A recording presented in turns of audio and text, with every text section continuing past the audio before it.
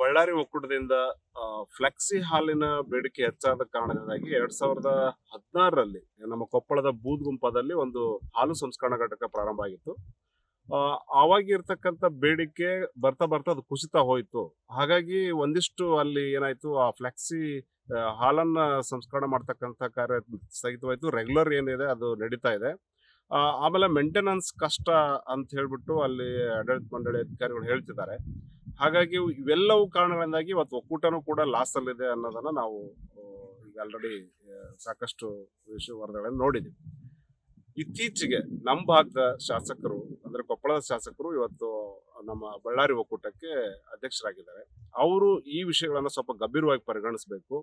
ಆ ಫ್ಲೆಕ್ಸಿ ಯಾಕೆ ನಮ್ಮಲ್ಲಿ ಬೇಡಿಕೆ ಕೊರತೆ ಆಯ್ತು ಅಂದ್ರೆ, ಮುಂಚೆ ಸರ್ಕಾರಿ ವಸತಿ ನಿಲಯಗಳಿಗೆ ವಿದ್ಯಾರ್ಥಿಗಳಿಗೋಸ್ಕರ ಬರ್ತಾ ಇತ್ತು ಬೇಡಿಕೆ, ಈಗ ಅದು ಬರ್ತಿಲ್ಲ. ಮತ್ತೆ ದೇಶದ ಸೈನಿಕರಿಗೆ ಕೂಡ ಇಲ್ಲಿಂದನೇ ಫ್ಲಾಕ್ಸಿ ಹಾಲ್ ಹೋಗ್ತಿತ್ತು, ಅದು ಕೂಡ ಬೇಡಿಕೆ ಕಡಿಮೆ ಆಗಿದೆ. ಈ ಎಲ್ಲ ಅಂಶಗಳನ್ನ ಸರ್ಕಾರ ಗಮನಕ್ಕೆ ತರುವಂತ ಕೆಲಸವನ್ನ ಅಧ್ಯಕ್ಷರು ಮಾಡಬೇಕು. ಜೊತೆಗೆ ಈಗೇನು ಬೂದುಗುಂಪ ಡೈರಿಯಲ್ಲಿ ಆಗ್ತಕ್ಕಂಥ ಕಾರ್ಯಚಟುವಟಿಕೆಗಳು ಏನು ಗಣನೀಯವಾಗಿ ಕಡಿಮೆ ಆಗಿದೆ, ಅವುಗಳನ್ನ ಮತ್ತಷ್ಟು ಬಲಪಡಿಸಬೇಕು, ಹೆಚ್ಚಿಸಬೇಕು. ಇದರಿಂದ ಇಲ್ಲೂ ಕೂಡ ಒಂದು ಎಂಪ್ಲಾಯ್ಮೆಂಟ್ ಜನರೇಟ್ ಆಗುತ್ತೆ. ಜೊತೆಗೆ ಡೈರಿಯ ಒಂದು ಅಳಿವು ಉಳಿವಿನ ಪ್ರಶ್ನೆ ಇದೆ ಇಲ್ಲಿ. ಹಾಗಾಗಿ ಅದನ್ನ ಗಂಭೀರವಾಗಿ ಪರಿಗಣಿಸಬೇಕು. ಮತ್ತೆ ಫ್ಲೆಕ್ಸಿ ಬೇಡಿಕೆನ ಹೆಚ್ಚಿಸಿ ಆ ಎಲ್ಲ ಯಂತ್ರಗಳ ಮೇಂಟೆನೆನ್ಸ್ ಕಷ್ಟ ಆಗಿದೆ, ಅವುಗಳನ್ನ ಸರಿದೂಗಿಸುವಂತ ಕೆಲಸ ಆಗ್ಬೇಕು. ಹಾಗಾಗಿ ಅಧ್ಯಕ್ಷರು ಇದ್ರ ಬಗ್ಗೆ ಅತಿ ಹೆಚ್ಚಿನ ಒಂದು ಗಮನ ಹರಿಸಿ ತಮ್ಮ ಅವಧಿಯಲ್ಲಿ ಒಂದು ಒಕ್ಕೂಟವನ್ನ ನಷ್ಟದಿಂದ ಲಾಭದತ್ತ ಒಯ್ಬೇಕು ಅನ್ನೋ ಭರವಸೆ ನಮ್ಮಲ್ಲಿದೆ.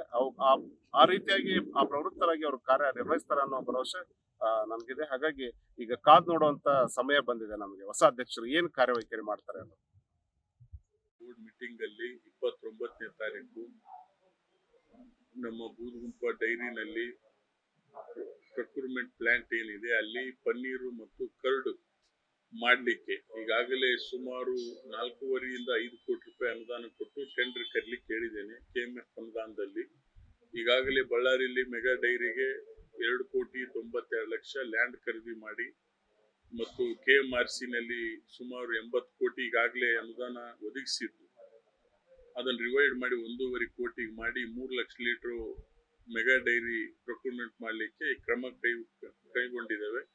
ಇಲ್ಲಿ ಕೂಡ ಕೊಪ್ಪಳದಲ್ಲಿ ಮುಂದಿನ ಆರ್ಥಿಕ ವರ್ಷದಲ್ಲಿ ಈ ಬೂದುಗುಂಪಕ್ಕೂ ಹೈ ಟೆಕ್ನಾಲಜಿ ಇರ್ತಕ್ಕಂಥ ಪ್ರೊಕ್ಯೂರ್ಮೆಂಟ್ ಪ್ಲಾಂಟ್ ಅನ್ನ ಮಾಡಲಿಕ್ಕೆ ಕೊಪ್ಪಳದಲ್ಲಿ ಕೂಡ ಪ್ರಾರಂಭ ಮಾಡ್ತೇವೆ.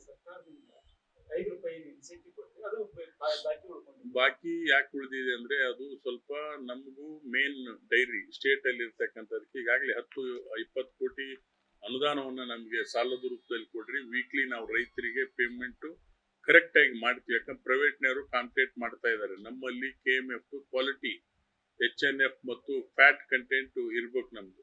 ಈ ಪ್ರೈವೇಟ್ನವ್ರದ್ದು ಹಂಗಲ್ಲ, ಅವು ಏನು ನೋಡೋದಿಲ್ಲ, ತಗೊಂಡು ಹೋಗ್ಬಿಡ್ತಾರೆ. ಹಂಗಾಗಿ ನಮ್ಗೆ ಕಾಂಪಿಟೇಷನ್ ಮಾಡಕ ಸಮಸ್ಯೆ ಆಗಿದೆ. ನಾವು KMF ಸ್ಟೇಟ್ಲಿಂದ ಕೂಡ ಅನುದಾನ ತೆಗೆದುಕೊಂಡು ಇನ್ನೊಂದು ತಿಂಗಳೊಳಗಡೆ ನೆಕ್ಸ್ಟ್ ರೈತರಿಗೆ ವೀಕ್ಲಿ ಪೇಮೆಂಟ್ ಹಾಕಂತ ವ್ಯವಸ್ಥೆ ಮಾಡ್ತೀವಿ. ಇನ್ಸೆಂಟಿವ್ ಸೇರಿ ಮಾಡ್ತೀವಿ. ನಮ್ಮ ಬೂದುಗುಂಪ ಡೈರಿನಲ್ಲಿ ಪ್ರೊಕ್ಯೂರ್ಮೆಂಟ್ ಪ್ಲಾಂಟ್ ಏನಿದೆ ಅಲ್ಲಿ ಪನ್ನೀರು ಮತ್ತು ಕರ್ಡು ಮಾಡಲಿಕ್ಕೆ ಈಗಾಗಲೇ ಸುಮಾರು 4.5 ರಿಂದ 5 ಕೋಟಿ ರೂಪಾಯಿ ಅನುದಾನ ಕೊಟ್ಟು ಟೆಂಡರ್ ಕರೀಲಿಕ್ಕೆ ಹೇಳಿದ್ದೇನೆ. KMF ಅನುದಾನದಲ್ಲಿ ಈಗಾಗಲೇ ಬಳ್ಳಾರಿಯಲ್ಲಿ ಮೆಗಾ ಡೈರಿಗೆ 2,92,00,000 ಲ್ಯಾಂಡ್ ಖರೀದಿ ಮಾಡಿ ಮತ್ತು KMRC ನಲ್ಲಿ ಸುಮಾರು 80 ಕೋಟಿ ಈಗಾಗಲೇ ಅನುದಾನ ಒದಗಿಸಿದ್ದು, ಅದನ್ನು ರಿವೈಡ್ ಮಾಡಿ 1.5 ಕೋಟಿ ಮಾಡಿ 3 lakh litre mega dairy procurement ಮಾಡಲಿಕ್ಕೆ ಕ್ರಮ ಕೈಗೊಂಡಿದ್ದೇವೆ. ಇಲ್ಲಿ ಕೂಡ ಕೊಪ್ಪಳದಲ್ಲಿ ಮುಂದಿನ ಆರ್ಥಿಕ ವರ್ಷದಲ್ಲಿ ಈ ಬೂದುಗುಂಪಕ್ಕೂ ಹೈ ಟೆಕ್ನಾಲಜಿ ಇರ್ತಕ್ಕಂಥ ಪ್ರೊಕ್ಯೂರ್ಮೆಂಟ್ ಪ್ಲಾಂಟ್ ಅನ್ನ ಮಾಡಲಿಕ್ಕೆ ಕೊಪ್ಪಳದಲ್ಲಿ ಕೂಡ ಪ್ರಾರಂಭ ಮಾಡ್ತೇವೆ.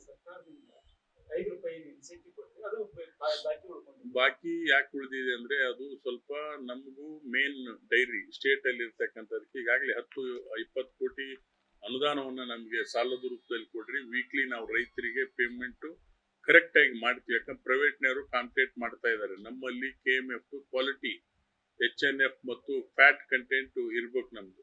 ಈ ಪ್ರೈವೇಟ್ನವ್ರದ್ದು ಹಂಗಲ್ಲ, ಅವು ಏನು ನೋಡೋದಿಲ್ಲ, ತಗೊಂಡು ಹೋಗ್ಬಿಡ್ತಾರೆ. ಹಂಗಾಗಿ ನಮ್ಗೆ ಕಾಂಪಿಟೇಷನ್ ಮಾಡಕ ಸಮಸ್ಯೆ ಆಗಿದೆ. ನಾವು KMF ಸ್ಟೇಟ್ಲಿದ್ದ ಕೂಡ ಅನುದಾನ ತೆಗೆದುಕೊಂಡು ಇನ್ನೊಂದು ತಿಂಗಳೊಳಗಡೆ ನೆಕ್ಸ್ಟ್ ರೈತರಿಗೆ ವೀಕ್ಲಿ ಪೇಮೆಂಟ್ ಹಾಕಂತ ವ್ಯವಸ್ಥೆ ಮಾಡ್ತೀವಿ.